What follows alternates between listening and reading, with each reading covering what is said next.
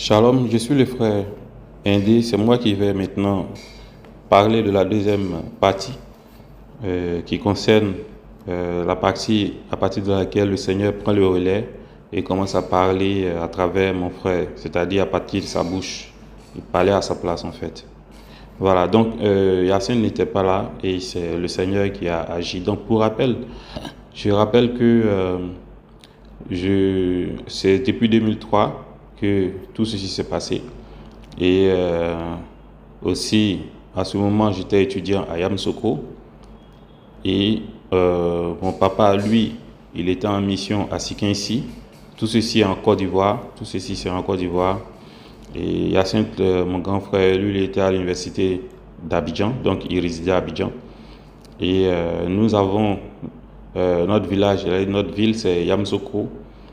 C'est la ville où mon papa réside. Et ma maman, elle est dans un village qu'on appelle Kami, qui est juste à côté de Yamoussoukro. Voilà, donc mes deux grandes sœurs vivaient avec ma tante, plutôt ma maman qui est à Kami, dans le village. Voilà. Et mon petit frère JB, lui, il restait encore avec le père qui était encore à Sikinsi. Mais très souvent, il venait à Yamoussoukro pour leurs vacances. Voilà, donc tout ceci s'est passé en août 2003 et il s'est trouvé que papa et JB venaient donc à Yamoussoukro et ils m'ont appelé pour me dire qu'ils sont là. Puisque moi j'étais à l'INPHB en résidence, nous avions les dortoirs là-bas, je me suis déplacé pour venir à Yamoussoukro afin de les rencontrer. Donc je vais faire juste un rappel pour certains détails que Yacine n'a pas pu donner et puis continuer avec ce qui a été déjà dit. Donc, et quand j'ai été donc appelé par mon père qui est arrivé avec JB à Yamoussoukro, et c'est là que Yacine aussi m'a appelé. Je ne sais pas s'ils sont entendus, mais Yacine m'a appelé pour me dire qu'il arrivait aussi à Yamoussoukro, qu'il était très malade. Et moi, je me suis rendu donc à Yamoussoukro pour rencontrer mon père. Yacine aussi est arrivé au même moment. Et il s'est trouvé que le vieux n'était pas très content de voir Yacinthe. Comme je l'ai dit, Yacinthe avait caché beaucoup de choses sur ses études, donc il n'était toujours pas content, malgré le fait que Yacinthe ait demandé pardon. Voilà, donc Yacinthe était très épuisé, on a acheté des fruits, et puis on a essayé de lui parler. Il disait qu'il devait mourir, je lui ai dit non, tu ne sais pas si le Seigneur veut que tu vives, donc garde toujours espoir, il faut garder la foi. On a essayé de le remonter autant que faire se peut. Et puis moi, je suis retourné au campus. Je suis allé dans les dortoirs. Eux, ils sont restés à Yamoussoukro. Et voilà, après, il s'est trouvé que JB et Yacinthe ont quitté Yamoussoukro pour Kami, qui est le village de notre mère. Et c'est de là-bas qu'ils m'ont encore appelé aux environs de minuit pour m'annoncer des choses que je ne comprenais pas. Donc voilà, à minuit, j'ai dû prendre le départ, mais bien avant, j'ai prié pour que le Seigneur puisse m'accompagner parce que je ne comprenais pas ce qui se passait. Je me disais que mon grand frère est malade, moi je suis encore étudiant. Est-ce que j'ai assez d'argent pour le soigner? C'était vraiment bizarre. Alors que c'était des esprits qui disaient que c'était moi ceux qui pouvaient les faire sortir de mon grand frère. Voilà, donc moi on m'a rien dit. J'ai pris, après la prière, j'ai pris le chemin du village, tard dans la nuit. Et Dieu merci, j'ai pu arriver sain et sauf. J'ai pu voir mon grand frère qui était dans des pleurs, tout le monde était éveillé à la maison, il y avait des bougies qui étaient plantées un peu partout. Et j'avais vu des témoins, plutôt des christianistes célestes, des personnes de l'église céleste qui étaient là habillés en blanc. Et on a échangé, et ils m'ont dit que, ils m'ont dit des choses, on dit il y avait quelque chose qui était sur moi, chose que je ne savais pas, que voilà, de faire attention, de prêter attention à ce que Dieu veut faire avec moi, des choses que j'ai pas compris. Mais après, tout le monde est rentré chez lui. Et il faut dire que dans cette soirée-là, lorsqu'ils étaient en train de chasser les démons, personne ne pouvait approcher Yacinthe. Et il a même dit que lorsque les gens le maintenaient couché, les démons essayaient de le relever. 4 personnes étaient sur lui parce qu'il était faible, malade, mais quand les esprits descendaient sur lui, il était capable de repousser 4 personnes. Et quand il le maintenait au sol, ça lui faisait très mal. Mais l'esprit forçait même au point de vouloir même casser son bras. Voilà, il dit, les gens ne savaient pas que c'était du mal qu'il lui faisait comme ça. Donc, faisons attention quand on fait les délivrances pour ne pas blesser les gens physiquement. Voilà, donc il y a un frère même qui était allé chasser, c'est pourquoi il faut faire attention quand on chasse des démons. Il y a un frère qui était allé chasser l'esprit qui était en Hyacinthe et il s'est chopé un mal de ventre toute la nuit, il était aux toilettes. Voilà, ce sont des choses, faut vraiment pas s'amuser avec.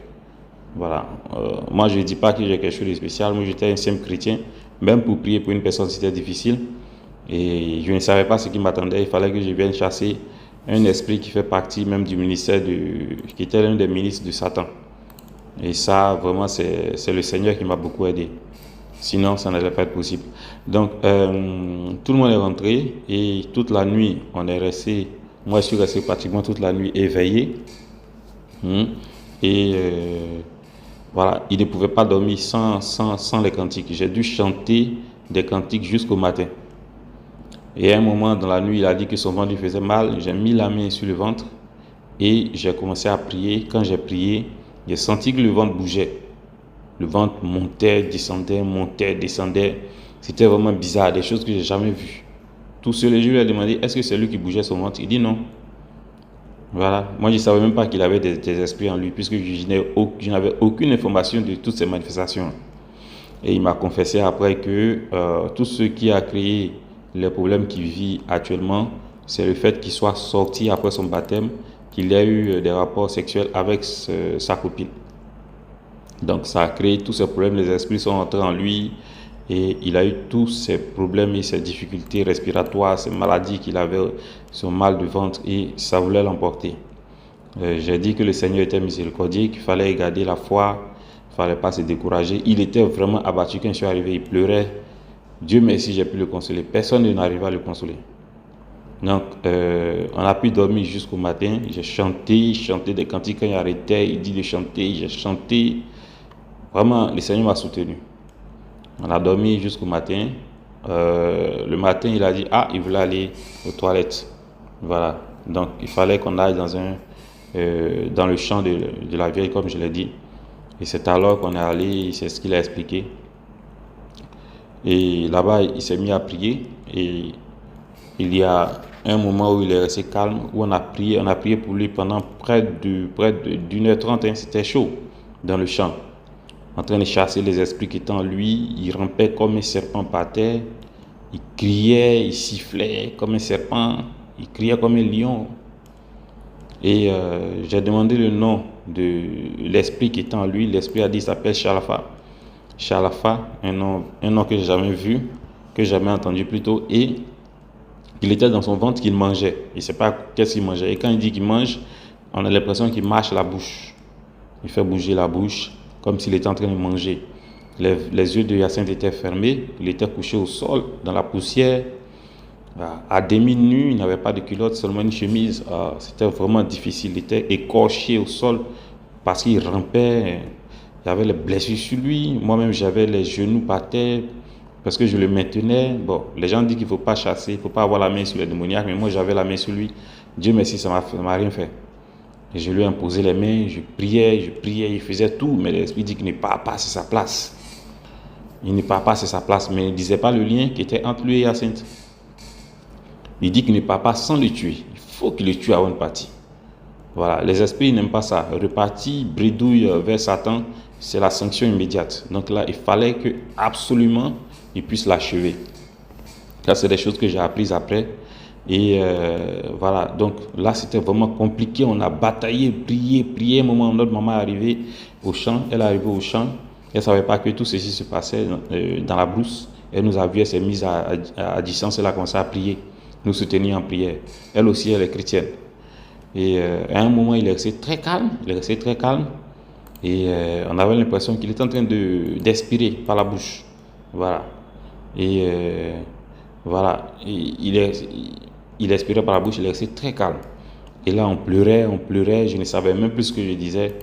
Et à un moment, une voix m'a appelé. Une voix très calme. Alors qu'il était très agité, une voix calme m'a appelé dans ce silence-là. Et la voix m'a dit, Indé. Je n'ai pas ouvert la bouche, je n'ai pas ouvert les yeux plutôt. Les yeux étaient fermés quand je priais. Et la voix m'a appelé à nouveau Indé. Alors j'ai ouvert les yeux et j'ai vu Yacine couché sur le dos, les yeux qui regardaient au ciel comme s'il était mort, sa bouche était ouverte et la voix faisait bouger sa bouche. Voilà, la voix a dit: je suis Jésus-Christ. Yacine m'a prié de tout son cœur, je suis venu pour le délivrer. L'âme de Yacine était très fatiguée. Yacine connaît son problème. Chalafa passe par le lien entre lui et Léa. Ce lien doit être brisé. Yacine doit parler à Léa pour lui dire que entre elle et lui c'est fini, alors il vivra. Il doit l'appeler, faites vite car l'âme de Yacine est fatiguée. Je lui ai demandé alors qui doit appeler, puisque Yacine était très faible, couché par terre, comme s'il ne pouvait même plus bouger, il ne pouvait même plus se relever. Et là, il a dit: appelez Léa, Yacine lui parlera. J'ai dit: bon, si Yacine doit appeler Léa, donc, la voix a dit Jésus, je n'étais pas encore convaincu. Bon, moi, je ne savais même pas que Jésus pouvait parler à un homme comme ça. C'était vraiment... moi, j'ai prié Jésus toute ma vie. Je ne savais pas que je pouvais entendre sa voix comme ça. Un jour, le Jésus dont les chrétiens parlent. Bon, nous, on allait à l'église, on aimait Jésus, mais on ne le connaissait pas. Bon, aller à l'église, ce n'est pas facile. Si tu n'as pas une proximité avec Jésus, tu ne sais pas qu'en réalité, il vit, ça va te surprendre. Et là, j'ai dit qu'il se lève alors pour qu'on y aille. Il s'est levé d'un trait, avec une vigueur pas possible. Alors qu'il était très faible quand on allait au champ. Et là, il s'est levé, il s'est mis debout, très calme. Il avait des mouvements comme si les mouvements étaient au ralenti, doucement. Il était très doux. Et j'ai dit à JB, va prendre le portable au village. Et JB s'est mis à courir pour aller au village chercher le portable. Voilà. Et à un moment, je me suis posé la question, est-ce que c'est Jésus? Est-ce que c'est pas Jésus? Mais si c'est Jésus, si c'est pas Jésus, il n'écrit plus comme le démon criait tout à l'heure, il voulait tuer Hyacinthe. Lui, il est plutôt calme, bon, tranquille. Il regardait autour de lui. Il me regardait, je baissais la tête, j'avais un peu peur. Et à un moment, il a dit, ah, c'est vrai, c'est le vrai Jésus qui est là. Hein. Et j'ai eu peur. Et il a dit, j'ai dit, Seigneur, je vais lui porter la culotte. Il a dit, oui, vas-y, porte-lui la culotte. Et il m'a regardé, il a dit, est-ce que tu sais que les démons peuvent souvent se déguiser en ange de lumière? Et là, j'ai dit, oui, Seigneur. Mais je ne comprenais pas pourquoi il me disait ça. Et j'ai commencé à l'appeler Seigneur. J'ai dit, oui, Seigneur. En tout cas, j'étais convaincu que c'était Jésus qui était là. Même si après, j'ai eu des doutes. Je savais que personne ne pouvait lui faire ce bien. Tous les démons voulaient le tuer depuis la veille. Ils voulaient le tuer depuis la veille. Voilà. Donc après, on a pris le chemin du village. Et tout le long du retour, il m'a parlé de beaucoup de choses que j'ai oubliées. Voilà. Et il a dit que Hyacinthe avait 2 heures pour vivre. Alors, je lui ai demandé à quelle heure ça finit. Il dit, calcule, tu es intelligent. Tu peux le trouver toi-même. Et j'ai dit, Seigneur, augmente s'il te plaît. Quand il a dit augmente, il est resté calme pendant un moment. Et il a dit, je lui donne encore 1 heure parce que je t'aime. Donc le temps a été augmenté. Et on a continué de marcher. Il a dit plein de choses. Hein. Il a dit plein de choses. Je ne pourrais pas tout dire ici parce que le temps va vraiment s'allonger. Il a dit que j'étais la lumière de la famille. C'est pas moi, ma main qui délivrait mon grand frère. Voilà, que Hyacinthe était mort, mais c'est par sa prière sincère qu'il est venu le délivrer. Il est venu en lui. Sans sa présence en lui, Hyacinthe serait mort. Là où on était là, on serait en train de pleurer la mort de Hyacinthe. Et quand il a dit ça, j'ai commencé à vraiment pleurer. Il ne supportait pas que je pleure. Il essuyait mes larmes avec sa main. Ça, je n'ai jamais vu. Il prenait sa main pour essuyer mes larmes. Et puis, il ne supportait pas. Il devenait tendre. Comme s'il voulait pleurer aussi. Il essuyait mes larmes. Et puis, on avançait. Voilà. Il m'a dit encore, Hyacinthe a fait sa propre délivrance. Voilà, Hyacinthe a fait sa propre délivrance. Et voilà, dans la maison, quand Hyacinthe était là, la veille, j'étais là. Et Hyacinthe a posé une pertinente question. Il a dit, est-ce qu'un homme peut faire sa propre délivrance? Il avait sa réponse. Et vraiment, j'ai appris beaucoup de choses de Jésus. À un moment, on marchait. Le Seigneur n'a pas honte de dire qu'il aime, contrairement à nous les hommes. Voilà. Un moment, on marchait, il m'a regardé, il m'a dit, Indé, je t'aime. Un peu comme ce qu'on voit dans les films, voilà. Ça m'a vraiment... Personne ne m'a parlé ainsi comme ça. Voilà. Et j'ai été vraiment touché. Et j'ai eu honte même. Mais il a dit et puis il est passé à autre chose. Voilà. Mais il a vraiment attiré mon attention et ça m'a beaucoup plu. Donc disons au Seigneur que nous l'aimons aussi. C'est quelque chose de très bon. Voilà. Et j'ai vécu des temps, j'ai vécu le temps apostolique avec ce que les apôtres ont vécu, ce que Cephas, Jean, c'était vraiment merveilleux. Jésus est réel, je vous le dis. Jésus est réel. J'ai passé près de 2 heures avec lui. J'ai vécu ce que je n'ai jamais passé avec un ami, mon ami même le plus intime sur cette terre. On s'est rencontrés en un instant, en moins d'une heure, 2 heures. Mais ce que j'ai ressenti là, ça m'a donné plus l'envie de vivre que rien. Vraiment, pour ceux qui écoutent ce témoignage, qu'ils sachent que Jésus est réel. Et qui, s'il cherche un ami, c'est le meilleur ami. Il est là, même s'il ne parle pas, il est là par son Saint-Esprit. Et le jour où il voudra vous parler là, il va vous parler, vous allez voir. Vous allez voir, il va vous parler. Dans votre cœur, ou bien même en vision, ou bien en rêve. Je t'assure mon frère, Jésus est ressuscité. Il est présent sous la forme du Saint-Esprit et il parle avec la même voix par laquelle il parlait aux apôtres. Voilà. Et après, il m'a rappelé qu'il y a 2 heures pour vivre, que nous devons faire vite. Voilà. Et voilà, on s'est hâté, on est arrivé au village et les choses avançaient petit à petit. On marchait, il fallait aller prendre le cellulaire maintenant. Jimmy n'était toujours pas de retour pour nous envoyer le cellulaire. Donc, à l'entrée du village, quand on est arrivé au village, il y a un homme qui courait et il a voulu s'approcher de Hyacinthe. Donc, Hyacinthe marchait avec la main sur mon épaule, comme un ami marche à côté de son ami, les mains sur les épaules, et on marchait. Et c'est comme ça qu'on causait. Il parlait à mon oreille et je lui répondais. Donc, vraiment, c'est nous deux qui pouvions entendre ce qu'on se disait. Voilà. Et quand je lui posais les questions, je les posais à voix très basse, mais il les entendait, parce que j'avais peur de lui parler. Vraiment, il est exceptionnel. Parfois, tu lui parles, tu as l'impression qu'il est ailleurs. Après, il revient. Il gère beaucoup de choses à la fois, tu as l'impression. Mais il est parfait. Il est parfait. Puis il est très bon, doux, gentil. Il te répond calmement. Il dit, Seigneur, est-ce que je peux te poser une question? Il dit, oui, vas-y. Et parfois, même avant que je pose la question, il dit, pose ta question. Il savait mes pensées aussi. Et il y a un autre qui a couru, quand il venait vers nous, il a dit, arrière de moi, esprit impur. Et ça m'a vraiment étonné. Il dit, mais qu'est-ce qui se passe? On ne peut plus l'approcher. On ne peut plus l'approcher à Sainte. Et là, je me disais que peut-être cet oncle était impur. Et là, mon cher, je pouvais rien faire. J'ai continué de marcher avec lui. Voilà. Et les parents étaient nombreux. Ils nous attendaient au village. Et quand on est arrivé, c'est comme s'il y avait une foule qui est sortie du village. Des gens, je vous dis, nombreux. Ils se sont mis au bord de la route. Personne ne pouvait l'approcher. Personne ne pouvait l'attraper. Et il s'était agrippé à moi. C'est comme si la main qu'il avait mis sur mon épaule, il m'a tiré vers lui. Et il avait une certaine horreur à les regarder. Et quand on traversait les hommes en train d'aller vers la maison, il répétait arrière de moi à tous les gens qui étaient autour. Il leur parlait arrière de moi, esprit impur. Et je lui demandais, Seigneur, aie pitié. Et quand il disait ça, c'est comme s'il avait envie de quitter le lieu. C'est comme si les gens le refoulaient. C'est comme si les gens étaient... Les gens étaient, j'allais dire, repoussants. Voilà. C'était vraiment étonnant. Et il y a ma mère qui est sortie, elle arrivait. Il a dit, arrière de moi, esprit impur. Ah, il a dit, ah, maman aussi.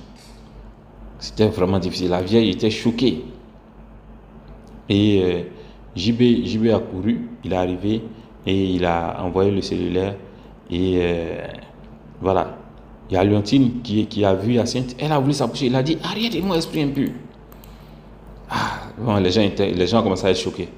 Voilà. Et la vieille n'est plus revenue vers nous, elle est restée là où elle était. Et j'ai pris le portable.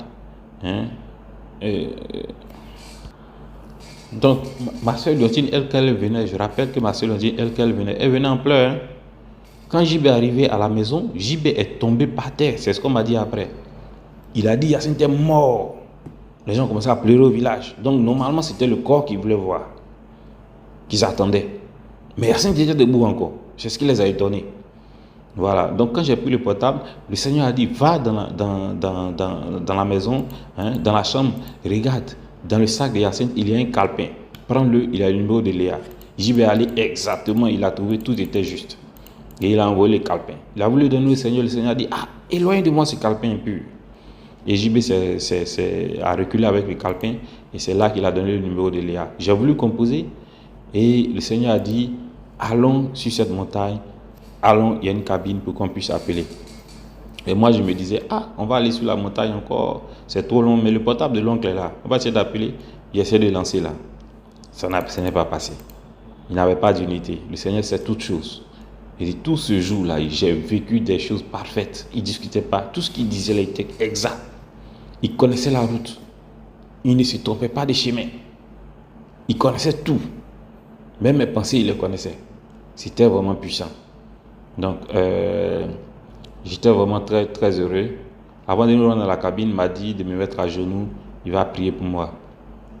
Voilà, donc, il va prier pour moi et je me suis mis à genoux. Il a fait une prière de bénédiction.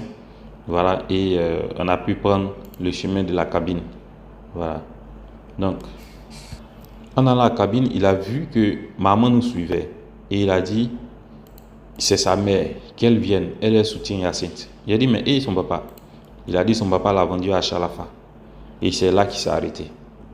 Bon, là, je n'ai pas bien compris, mais je me suis dit que c'est parce que le vieux avait rejeté Hyacinthe. Il était très énervé que peut-être les sorciers sont entrés par là pour faire du mal à Hyacinthe. Voilà. Une fois arrivé à la cabine, il s'est mis de côté et il a dit qu'on allait appeler. Et il m'a dit moi d'aller appeler parce qu'il ne pouvait pas s'approcher de la dame qui gérait la cabine. Et quand je suis arrivé, la dame m'a dit c'est 200 francs l'appel quand c'est le fixe. Puisque Léa avait un numéro de fixe. C'était un numéro de leur maison. Et il a dit, vous comparez une vie humaine à 200 francs CFA. Il était énervé. C'était possible qu'il fasse quelque chose là. Et là, JB, on était autour de lui, on lui demandait pardon, Seigneur, pardon. Et c'est là qu'il s'est calmé. Et après, j'ai pris le téléphone et il m'a dit ce que je devais dire. Et à la fin, il fallait que Léa dise 10 fois, Hyacinthe, entre toi et moi, c'est fini. Mais Léa ne comprenait rien. Quand j'appelais Léa, elle se disait, mais qu'est-ce qui se passe, Indé? Le Seigneur dit, ne réponds pas, dis ce que je t'ai dit exactement. Et il me dictait les paroles à dire. Et j'ai parlé. Mais à la fin, il a fini par prendre le portable. Il s'est approché. Bien sûr, allé vers lui, lui a donné le portable. Il était à l'écart. Hein. Tout le monde est au loin. Il était seulement avec JB. Et à un moment, il a dit, seul Indé et JB peuvent m'approcher car ils sont purs. Et là, maintenant, il a pris le téléphone, il a commencé à parler avec Léa. Il dit, Léa, Hyacinthe est très malade, c'est toi celui qui peux le sauver. Léa a dit, mais Hyacinthe, qu'est-ce qui se passe? Il a dit, c'est toi celui qui peux le sauver, Léa. Et Léa ne comprenait rien, mais il a dit, si tu veux le sauver, répète 10 fois que entre toi et Hyacinthe, c'est fini, et il vivra. Et Hyacinthe, elle a mis un instant, elle ne parlait pas, et nous on priait dans notre cœur pour qu'elle accepte. Et il a demandé pardon, il a insisté, Léa, c'est toi qui peux le sauver, dis-le Léa. Et c'est là, elle a dit, Hyacinthe, entre toi et moi, c'est fini. Elle a dit 10 fois. Alors le Seigneur est tombé dans notre main, et il a dit, Hyacinthe est délivré. C'est là qu'il m'a remis le portable, qu'on a remis à la bonne dame, et il est tombé dans nos mains, on a fait des accolades, personne ne comprenait ce qui se passait. Personne. Eux, ils assistaient. Ils se disaient que Hyacinthe faisait un palu sévère, qu'il avait perdu la tête, parce que parfois, quand les gens font les palus sévères, ils courent seuls, donc il fallait l'attraper, mais personne ne pouvait l'attraper. Il était autoritaire et à la fois doux. Il était les deux à la fois. Et sur le champ là, il a voulu aller aux toilettes. Moi, je ne comprenais pas. Il a enlevé Hyacinthe, on lui avait porté la culotte au champ avant de venir au village. Et il a enlevé la culotte de Hyacinthe. Hyacinthe s'est mis dehors là, accroupi. Tout le monde était autour. Et là, j'ai eu vraiment honte. Et j'ai dit, vraiment, c'est vraiment gênant. Et il n'a rien dit. Hyacinthe s'est accroupi là, mais il n'a pas déféqué. Il s'est levé. Et le Seigneur a dit, il nous a donné l'ordre. Quand il parle comme ça, c'est direct, c'est un ordre. Allez, faites du piment pour que Hyacinthe se purge. Il va se purger jusqu'à ce qu'il dise que c'est bon. Et on a commencé à marcher pour aller vers la maison. Et il y a une faible pluie qui a commencé à tomber. Voilà. Il y a une faible pluie qui a commencé à tomber. Et j'ai dit, Seigneur, il y a la pluie qui tombe. Il faut que tu l'arrêtes. Il dit, non, Indé, laisse cette pluie. C'est la joie dans le ciel. Et la pluie n'a pas duré. Elle a cessé en même temps. Et quand on est arrivé, non loin de la maison, Il a dit, faites vite, car l'âme de Hyacinthe est fatiguée. Car l'âme de Hyacinthe est fatiguée, faites vite. Il doit aller aux toilettes. Donc, arrivé vers la clôture, il m'a dit, Indé, ta foi est faible. J'ai dit, Seigneur, donne-moi la foi. Il m'a répondu, fortifie-toi. Donc, après cela, il a dit qu'il voulait me faire des révélations, mais que je n'étais pas encore prêt. Donc, il a dit tout cela en ayant ses mains sur mes épaules. Et puis, on marchait, voilà. On marchait. Donc, j'avais des problèmes. J'ai trouvé que c'était le lieu de parler à celui qui a la réponse à tous les problèmes. J'avais un problème de timidité. Mes amis se moquaient de moi à l'université. Je lui ai dit, ah, Seigneur, voilà, on dit que je suis timide. Il a dit, et c'est pourquoi j'ai préféré rester j'ai préféré ne pas montrer les images pour ne pas essayer de m'afficher, rester dans l'humilité. Il m'a dit, ne crains pas, tu feras de grandes choses à l'église, tu vas surprendre tout le monde. Et alors je me suis tué. Ça m'a réconforté quand même. Voilà. Donc c'était un jour vraiment particulier. Il entendait les questions que je posais à voix basse. Voilà. Et puis c'était vraiment formidable. Jésus est vraiment merveilleux. Voilà. Jésus est vraiment merveilleux. Je ne sais pas, je l'ai déjà dit, mais je le dis encore. Voilà. Ensuite, il appela JB. Il a dit qu'il veut lui donner le Saint-Esprit. Et quand JB est venu, JB s'est prosterné. Il a dit, lève la tête. Et il lui a imposé les mains. Il a prié pour chasser les démons qui étaient en lui. Et pour chasser les démons, il a dit, sautez, sautez. Moi, j'étais avec JB, j'ai jamais su que JB avait des esprits en lui. C'est là, il a chassé les esprits qui étaient en JB. Voilà. Il a dit, tu aimes beaucoup Hyacinthe. Que Dieu te bénisse. Voilà. Donc après cela, il s'est retourné. Il a dit, faites vite. Le médicament n'est pas encore arrivé. Donc ils ont envoyé la pompe. Voilà. Et, bon, maman avait un peu peur. Elle était sceptique. Elle a dit, mais c'est quel? C'est Jésus? Bien c'est qui est là? Marie-Jeanne aussi. Mais Léontine, elle était là, elle soutenait Hyacinthe. Et il a choisi pour se purger, après avoir reçu la pompe, pour faire le lavement de ventre, un lieu qui était à côté de la maison qui était à côté de la maison du voisin. Et ça m'a beaucoup gêné. Et j'étais en train de dire, ah, dans mon cœur, Seigneur, ça là.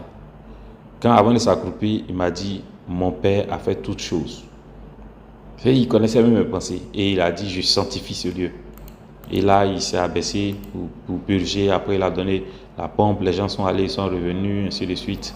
Et il a dit, pompez Hyacinthe, envoyez la pompe, remplissez-la jusqu'à ce que Hyacinthe dise que c'est bon. Voilà. Donc, chaque fois, ils amenaient. Et il m'a dit, pendant qu'il faisait ça, il se purgeait, il m'a dit de chanter. Et j'ai chanté pendant tout le temps où il était en train de faire purger Hyacinthe. Mais rien ne venait. Voilà. À un moment, il a douté, il dit, ah, depuis les Hyacinthe se purge, ça fait combien de temps? Est-ce que ça là?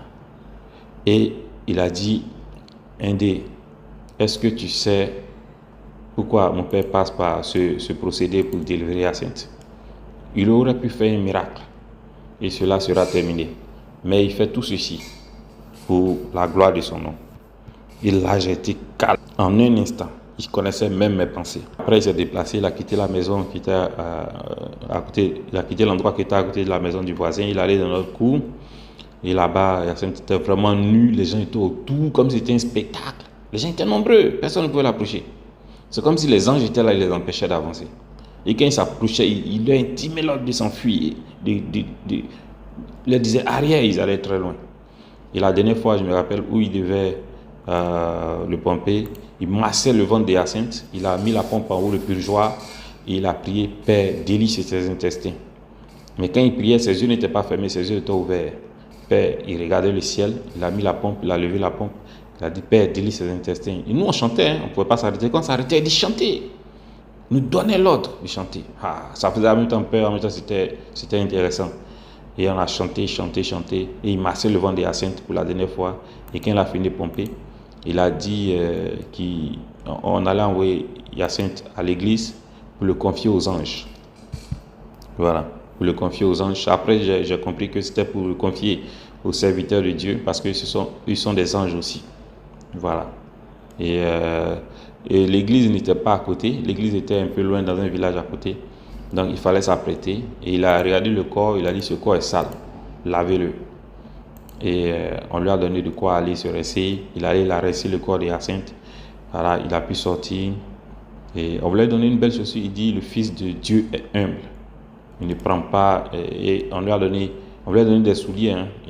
On lui a donné des sandales. Il a pris les sandales. Il a refusé les souliers. Et moi, quand je devais aller me changer, il a dit, fais vite. Je suis sorti. Et on a pris le chemin pour aller maintenant dans le village. Le village, c'est Morofé, où il y a le temple. C'est là-bas qu'on devait aller. Voilà. Donc, les gens se disaient que Hyacinthe avait perdu la tête et que si j'acceptais de l'accompagner jusqu'à l'église, peut-être en route, il allait vouloir fuir. Parce que le palu, là, c'est ce qu'on appelle le palu garçon, il peut perdre la tête, il peut courir comme un fou, aller manger dans les poubelles. Mais il ne savait pas que c'est le Seigneur qui était là. Voilà. Et il y avait un frère aussi, je rappelle, il y avait un oncle qui, quand Hyacinthe était encore accroupi au niveau de la maison du voisin, est venu, il a demandé, il m'a dit calmement, dis-lui s'il te plaît d'aller dans notre cour, là c'est mieux, là les voisins ne seront pas gênés. Et puis le Seigneur a levé la tête, il a regardé l'oncle, il dit tu es béni, tu es sauvé, car tu as su parler au Fils de l'homme. Alors, ça c'est un fait que je voulais dire aussi, il faut respecter le Seigneur est merveilleux. Et de là, le Seigneur m'a dit, ne l'écoutez pas, venez, allons-y à Morofé. Parce que l'oncle était venu me dire de ne pas aller parce que Hyacinthe allait tenter de s'enfuir. Voilà. Donc, on a pris le chemin, on a commencé à marcher. Et j'avais la Bible en main. Et il m'a dit de lire le psaume 27. Le psaume 27 que j'ai lu. Et en allant, on est repassé vers où il y avait la dame qui avait la cabine. Et exactement à l'endroit au moment où on passait, sa copine a appelé. Et la dame de la cabine s'est écriée, le Seigneur est vraiment avec vous. Voilà, sa copine appelle. Et c'est là, le Seigneur a permis que je prenne le portable et il m'a dicté les paroles qu'il fallait dire. Léa, fais-toi une nouvelle vie. Jésus-Christ a guéri Hyacinthe, tu seras heureuse. Léa me demandait, mais Ndé, qu'est-ce qui se passe? Le Seigneur dit, raccroche. Et j'ai raccroché. Et on a continué le chemin. Voilà. Il a commencé à me parler, il m'a dit qu'il était dans le Saint-Temple de Dieu. Il m'a parlé des choses célestes, des choses que moi je n'ai jamais connues. Il était dans le Saint-Temple de Dieu avec Satan et Chalafa. Que Chalafa est un démon puissant. Voilà. Et après il a parlé de Frère Branham. Il a dit, Branham a été un fidèle serviteur. Fidèle serviteur. Lui-même, il a étayé. Et en allant, il a vu ma maman qui venait et il a dit c'est sa maman qu'elle vienne. Et quand elle est arrivée, elle a dit qu'elle avait trouvé, elle avait rencontré un oncle là qui est exorciste, et elle voulait qu'il y ait une patte là-bas. C'est à moi qu'elle parlait. Et le Seigneur s'est arrêté. Quand le Seigneur s'est arrêté, il a baissé la tête. C'est-à-dire Hyacinthe avait la tête baissée. Il est resté calme pendant près d'une minute. Je ne comprenais pas. Il ne bougeait pas, il ne disait rien. Et je devais répondre à maman. Mais après, Hyacinthe a levé la tête. Il a dit, n'insistez pas. Allons à l'église. N'insistez pas. Il parlait à la vieille. Allons à l'église. Et c'est là on a continué. On a marché pour aller vers l'église. Voilà. Et c'est là, j'ai vu que j'avais plein de questions. Je voulais les poser, puisque Jésus même, qui est la parole, était à côté de moi. Donc de là, j'ai dit, je vais poser mes questions, mais je ne savais pas qu'à ce moment-là, là où le Seigneur s'était arrêté, il allait avoir un décalage. C'est là où le démon allait revenir dans le corps de Hyacinthe. Parce que pendant où Hyacinthe a baissé la tête, il m'a expliqué après qu'il doutait. Il a dit, mais qu'est-ce qui se passe? Qu'est-ce qu'il est en train de vivre? Où il se trouve? Parce qu'il a l'impression qu'il était dans les airs. C'est vraiment bizarre, les frères. L'homme était un être vraiment complexe, très spirituel. Les gens pensent qu'ils sont que charnels, mais il y a un grand côté spirituel en l'homme. Voilà. Aller faire les voyages astro, les choses sont possibles. Mais nous sommes chrétiens, il faut qu'on sache que ces choses existent. Voilà. Donc, Hyacinthe a douté, l'esprit a pris le dessus et je ne savais pas. Et c'est là qu'il a commencé à poser des questions. J'ai dit, est-ce que toutes les églises lui sont agréables? Il dit l'église catholique fut sa première église, mais le diable s'y est trop infiltré. Après, je lui ai demandé, est-ce que William Branham est le Élie qui est revenu? Il dit non, de ne pas croire en la réincarnation. Ses réponses étaient courtes et je n'étais pas satisfait. Il n'avait pas l'impression de vouloir causer avec moi comme celui qui avait la main sur moi. Il était loin de moi. C'est comme s'il avait peur de moi. Et il était devenu tout bizarre. Voilà. Et arrivé au goudron, il a dit, il m'a dit, il y a une voiture qui va arrêter, ne dites rien, la voiture va s'arrêter à notre niveau. Et on attendait. Mais je lui ai demandé aussi, mais Seigneur, est-ce que les Africains sont réellement maudits? Parce que quand on a vu dans la Bible, c'est Cam qui a été maudit. Ça, c'est ce que j'ai dit. En réalité, c'est Canaan qui a été maudit, le fils, l'enfant de Cam. Et là, il a dit, Dieu est souverain, il maudit ou il bénit qui il veut. Et maintenant, quand le taxi est arrivé, le taxi a failli nous dépasser et c'est là qu'il a levé la main. Alors qu'il a dit de ne pas parler, que le taxi allait s'arrêter automatiquement. Et là, je me suis posé des questions. Tout ce que le Seigneur a dit auparavant, là, ça s'exécutait. Pourquoi maintenant les choses ne sont plus les mêmes? Mais il restait calme. Il donnait l'impression que c'était encore le Seigneur. Donc, arrivé à Morifée, on devait marcher jusqu'au temple. Il ne connaissait pas la route. Alors que depuis le champ, celui qui était là connaissait la route. Il me disait même parfois où on passe. Donc c'était vraiment bizarre. Et à un moment, il m'a dit passe devant. Mais moi, je continuais mes questions. Voilà, j'ai posé des questions. Voilà, et j'ai dit hier, les démons étaient censés venir me faire un accident quand je venais la nuit. C'est ce qu'on m'a dit. Est-ce que Dieu m'a protégé? Il m'a dit, tu as ta réponse. J'ai posé encore la question, puisque je ne comprenais pas. Il m'a dit, ta prière est parvenue à Dieu. Ensuite, je lui ai demandé les jeux vidéo s'ils sont bons.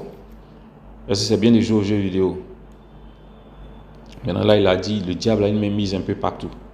Et puis, à un moment, lui-même m'a dit de faire attention au démon du sexe. C'est un démon très puissant. Et actuellement, c'est un démon que nous on voit un peu partout dans le monde, avec tout ce que nous voyons comme vice du sexe. Que Dieu nous en garde. Bon, là, je n'ai pas compris, mais après, j'ai compris ce qui devait se passer. Ils allaient m'attaquer violemment par le sexe. Maintenant, ici, à ce niveau-là, quand on a fini, on était en train d'arriver à la maison, à l'église. L'église était à côté de la maison d'un frère, le frère Opomi. Et j'ai posé la question, pourquoi le Saint-Esprit ne se manifeste pas puissamment dans l'église? Il a dit c'est à cause du péché. Voilà. Et là, il était vraiment distant, quoi. C'était quelqu'un qui était vraiment distant, loin de moi et JB. Alors que l'autre nous aimait, il nous enseignait. Lui, il était calme. Tant que moi, je ne parle pas, lui, il ne parle pas. Hein. Voilà, c'est moi qui lançais les causeries, c'est moi qui posais les questions. Et j'ai l'impression que je l'embêtais avec mes questions. Voilà. Et quand on arrivait à côté de la maison, je lui ai demandé aussi, quand il est écrit dans l'Apocalypse, faisons l'homme à notre image, est-ce que ça ramène à la Trinité? Bon. Là, vraiment, je ne sais pas si j'ai reçu une réponse. Voilà. Mais après, j'ai demandé, est-ce que j'ai reçu le Saint-Esprit? Et là, il m'a demandé, est-ce que tu as parlé la langue? Alors, je lui ai dit, mais est-ce que c'est le Saint-Esprit qui est le seul signe qu'on a reçu? J'allais dire, le parler en langue qui est le seul signe qu'on a reçu le baptême du Saint-Esprit. Bon, là, il ne sait pas si j'ai reçu une réponse. Mais arrivé vers la maison du frère Opomi qui était à côté de l'église, j'ai dit, Seigneur, toi qui sais toutes choses, est-ce que le frère Opomi sera là? Il a dit, oui, le frère sera là. Malheureusement, quand on est arrivé, on a vu la soeur, la femme du frère, et j'ai demandé si le frère était là. Elle m'a dit, le frère n'est pas là. Et je me suis retourné et regardé. Quand j'ai regardé Yacine, il a baissé la tête. Et son visage a changé d'allure. Frère, la même couleur que j'ai vue dans le champ, quand il était tourmenté là, je l'ai vu. Là maintenant, vous voyez le lion, quand il serre le visage, tous les traits sautent dans son visage. C'est exactement comme ça, Yacine. Son visage était dans le champ quand on chassait les esprits. Et là, à ce moment-là, quand il a été dévoilé, là, c'est comme ça son visage était. Il a serré le visage. Le visage que Yacine, un homme ne peut pas voir. Là. Tous les traits de colère sortent. Et avec une voix rauque, très rauque. Une voix rauque, une voix douton même. Il a dit, tu m'as dévoilé. Et j'ai dit, qui parle? Il a dit, c'est Sharafa. Voilà. Et après ça, sur le champ même, il y a une voix douce qui est venue, comme la voix du Seigneur que j'entendais avant, quand il nous parlait, avant d'arriver, avant le changement. Là. La voix a dit, Yacine a douté au goudron. Voilà, Yacine a douté au goudron. Donc c'est à partir du goudron, là où il était resté très calme, il y avait un combat. Yacine avait douté, donc l'esprit a eu le dessus. Voilà. Et il y a eu ce chamboulement-là. Mais le Seigneur avait déjà tout détruit parce qu'il a dit que Yacine était délivré. Et c'était simplement il a dit c'était seulement le temps qui devait arriver pour que ces esprits-là libèrent totalement parce que tout lien avait été brisé. Voilà. Donc après cela, on est arrivé à l'église. Voilà. Et quand on est arrivé à l'église, on a vu le frère Loukou qui a prié pour Hyacinthe. Bien avant de prier pour Hyacinthe, il y a mon père qui avait été appelé par les parents pour dire qu'Hyacinthe était gravement malade, qu'on l'envoie à l'hôpital. Et mon père a pris le chemin de Morofé pour venir à l'église. Et c'est là que j'ai vu le père. Il dit, ah, voilà ce que le Seigneur m'a dit. Il m'a dit que tu as vendu Hyacinthe à Charafa parce que tu n'as pas pardonné. On a besoin de ton pardon. Mon père n'a rien dit. Il ne s'est pas plaint, rien. Quand on est arrivé à l'église, il a dit, Hyacinthe, je te pardonne, que je laisse tout. Et il a commencé à pleurer. Hyacinthe a commencé à pleurer. Et quand Hyacinthe a vu ça, il a commencé à pleurer. Et Hyacinthe était vraiment content que mon père lui pardonne tout ce qu'il a fait de mauvais, la cigarette, l'alcool, les films X, les mensonges, de ce qu'il a repris une année sans avertir le vieux avec les dépenses et tout. Et Hyacinthe était soulagé. Et alors frère Opomi était content de cette réconciliation. Frère Loukou était content de la réconciliation. Et voilà, il a prié pour Hyacinthe. Et quand il a prié pour Hyacinthe, Hyacinthe a crié encore comme un lion. Ouh, là, vraiment, c'était terrible. Non, je vous dis, frère, j'ai entendu toutes sortes de cris avec ces démons-là. C'est vraiment pas intéressant de leur parler. Ils sont nerveux. Quand vous voyez une personne qui est nerveuse, là, ne l'en voulez pas. Priez pour elle. C'est un esprit qui la fatigue. J'ai vu la colère à son extrême. Et même après, ça m'a un peu choqué. La nuit, parfois, je tremblais de peur, parfois, de sursauter. Ça m'a vraiment fatigué. Hein. Tous ces cris des démons, voilà, ça m'a vraiment fatigué. Donc, que Dieu vous bénisse. Voilà un peu ce qui s'est passé. Et à ce quand la prière a eu lieu, il voulait aller aux toilettes, mais il ne pouvait pas. Et il avait faim, mais il ne pouvait pas aussi il pouvait pas manger parce que son ventre était vide. Et là, on lui a donné quelque chose à boire. Il a bu de l'eau. Voilà. Et il est revenu à lui-même. Il était devenu très faible. Quand les esprits sont en lui, il n'est pas faible. Quand le Seigneur en lui, il est fort. Quand le démon vient aussi, il n'est pas faible, il est fort. Là, les esprits, là, ils donnent la force aux gens. Voilà, c'est ce qu'on voit un peu avec les magiciens. Quand l'esprit est là, il peut se couper les parties du corps, voilà, sans rien sentir. C'est vraiment puissant. Mais nous avons le Saint-Esprit, le Tout-Puissant. Voilà, voilà un peu ce qui s'est passé. Et nous avons été vraiment contents. Il y a frère Isaïe qui était de passage de Sikinsi, voilà, avec qui j'ai grandi dans la foi. Vraiment, Dieu a fait de sorte que tous les témoins soient là pour vivre réellement ce qui s'est passé en 2003. Et vous avez des témoins à Yamsoko, vous pouvez aller vous renseigner. Et bien avant la délivrance d'Hyacinthe, il y avait une sœur qui a été visitée par le Seigneur. Elle était très maladive. Le Seigneur a fait, en moins d'une année, hein, ces 2 visitations puissantes à Yamsoko. Elle était très maladive dans la famille, qui était proche de frère Loukou, qui est l'un des anciens, des pasteurs. Et un soir, quand elle s'est couchée, le Seigneur est entré en elle. Il a parlé par sa bouche à ses parents pendant un long moment. Et j'ai aimé ce témoignage. Ça a eu lieu avant la délivrance d'Hyacinthe. Et c'est comme si j'étais tellement content de voir le Seigneur parler à travers la bouche de la sœur. Et après, quand le Seigneur a fini, il a donné des conseils aux gens. Et il dit, je m'en vais. Et il est parti. Quand il est parti, la sœur s'est relevée. Et dès lors, elle a commencé à se porter bien. Voilà. Donc, ce sont des témoignages qui se sont succédés. Ils font beaucoup de bien. Donc, frère Isaïe est venu nous expliquer un peu ce qu'on ne comprenait pas dans les témoignages, parce que le Seigneur est un langage qu'on ne maîtrise pas. Il nous a expliqué les anges. En fait, les anges, le Seigneur faisait allusion à ses serviteurs. Voilà. Et le dimanche qui a suivi, lui-même, il ne savait pas que c'est le témoignage qu'on allait rendre. Le dimanche qui a suivi, on a rendu le témoignage. Et quand il devait prêcher, il a dit, vous direz que je savais déjà que le frère allait dire ça. Et effectivement, frère Isaïe, c'est lui qui m'a aidé à marcher dans la foi. Il m'a retrouvé là-bas avec ce témoignage. Il était vraiment content. Et quand il a rendu le témoignage, il a prêché.